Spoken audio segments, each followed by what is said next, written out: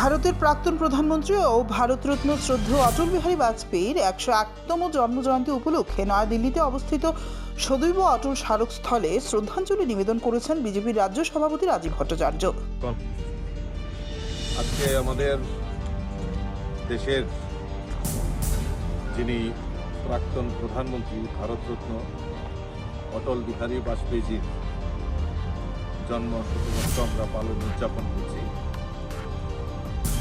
আজকে আমি পরম সৌভাগ্য যে ওনার এই পবিত্র দিনে ওনার যেখানে শেষকৃত্য সম্পন্ন হয়েছিল রাজঘাটে, ওনার সেই স্মৃতিসৌধতে পুষ্পার্ঘ নিবেদন করার সৌভাগ্য হয়েছে।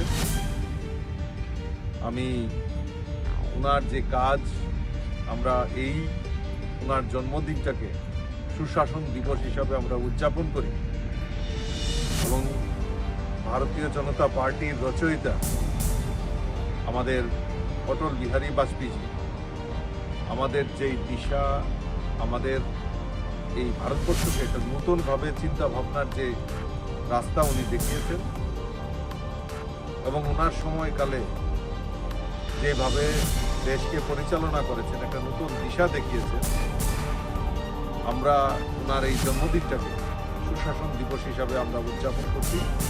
আমাদের ভারতীয় জনতা পার্টির পক্ষ থেকে বিভিন্ন কর্মসূচির মাধ্যমে আমরা এই অটল বিহারী বাজপেয়ীজির জন্মদিনটাকে এবং আগামী 31 ডিসেম্বর অবধি বিভিন্ন কর্মসূচি হাতে নেওয়া হয়েছে এবং ওনার যে কাজ, সেই কাজ জনসমক্ষে তুলে ধরার জন্য এবং মানুষের কাছে পৌঁছে দেওয়ার জন্য আমরা বিভিন্ন কর্মসূচি আমরা হাতে নিয়েছি।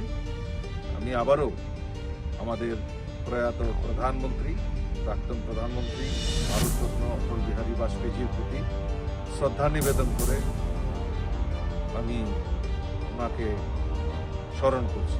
নমস্কার। ব্যুরো রিপোর্ট, অভিরাম 24x7।